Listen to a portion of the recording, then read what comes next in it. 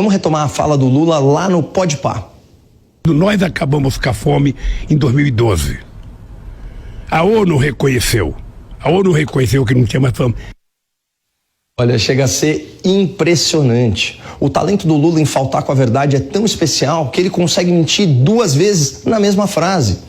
O nosso Pinóquio de São Bernardo mente sobre o fim da fome e aí no embalo inventa que a ONU reconheceu a sua mentira. 2 balelas em menos de 5 segundos.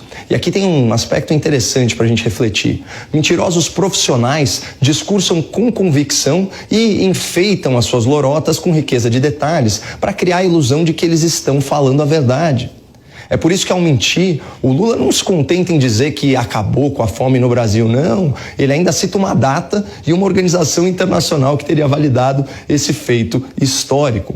Por isso eu reafirmo, sem medo de errar, Lula é um mentiroso que se especializou em inventar números, dados e estatísticas para enganar o público, no Brasil e no exterior. Isso não é minha opinião, pessoal, é um fato relatado pelo próprio Lula. Como eu fui oposição há muito tempo, eu cansei de viajar ao mundo falando mal do Brasil, gente.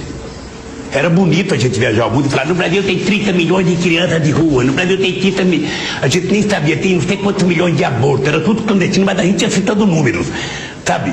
Se o cara perguntasse a fonte, a gente não tinha, mas a gente ia citando números.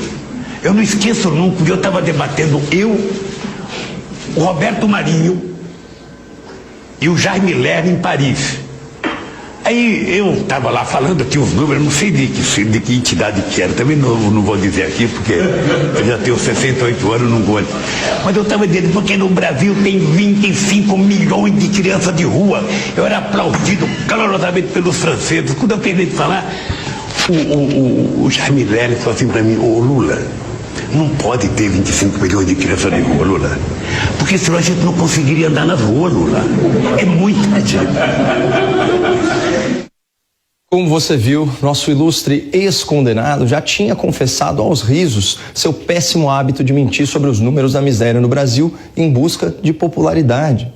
Mas o mais triste é que mesmo depois de quase 2 anos de reclusão, para repensar a vida, para evoluir o seu caráter, o Lula ainda continua o mesmo traste que ele era antes de se hospedar na Polícia Federal. Que dizem que eu montei uma quadrilha para governar esse país. Montei uma quadrilha assim, uma quadrilha que tirou 36 milhões de pessoas da miséria, uma quadrilha que levou 40 milhões de pessoas da classe média. Bom, quando o assunto é miséria, eu confio mais nos dados verificados do IBGE do que num político ex-condenado por corrupção que está gravado em vídeo confessando que há décadas mente sobre os números da pobreza e da fome no país.